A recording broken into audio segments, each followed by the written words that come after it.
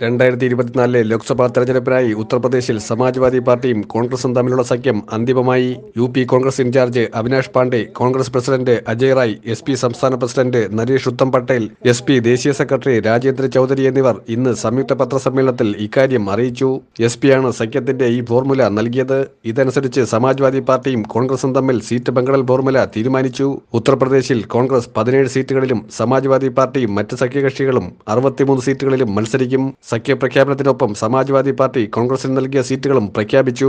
റായ്ബറേലി, അമേഠി, കാൺപൂർ നഗർ, ഫത്തേപൂർ സിക്രി, ബൻസ്ഗാവ്, സഹരൻപൂർ, പ്രയാഗ്രാജ്, മഹരാജ്ഗഞ്ച്, വാരണാസി, അമ്രോഹ, ഝാൻസി, ബുലന്ദ്ഷഹർ, ഗാസിയാബാദ്, മധുര, സീതാപൂർ, ബരാബങ്കി, ദിയോറിയ എന്നീ സീറ്റുകളാണ് കോൺഗ്രസിന് വിട്ടുനൽകിയത്. അഖിലേഷ് യാദവിന്റെ എസ്.പിയുമായി കോൺഗ്രസ് സഖ്യമുണ്ടാക്കുന്നതിൽ പ്രിയങ്ക ഗാന്ധിയും പ്രധാന പങ്ക് വഹിച്ചു. ബുധനാഴ്ച അഖിലേഷ് യാദവുമായി ഫോണിൽ സംസാരിച്ച പ്രിയങ്ക ഗാന്ധി ഇന്ന് വൈകുന്നേരത്തോടെ സഖ്യം തീരുമാനിക്കാൻ ആവശ്യപ്പെടുകയായിരുന്നു. മൊറാദാബാദ് സീറ്റ് വേണമെന്ന പിടിവാശി കോൺഗ്രസ് ഉപേക്ഷിച്ചു. സഖ്യം ശക്തിയോടെ പോരാടുമെന്നും എൻ.ഡി.എയെ പരാജയപ്പെടുത്തുമെന്നും കോൺഗ്രസ് അധ്യക്ഷൻ അജയ് റായ് വാർത്താ സമ്മേളനത്തിൽ പറഞ്ഞു. ഇരു പാർട്ടികളുടെയും പ്രവർത്തകർ പരസ്പരം സഹകരിക്കും. ഉത്തർപ്രദേശിൽ മാത്രമല്ല മധ്യപ്രദേശിലും സമാജ്വാദി പാർട്ടി കോൺഗ്രസുമായി സഖ്യമുണ്ടാക്കും.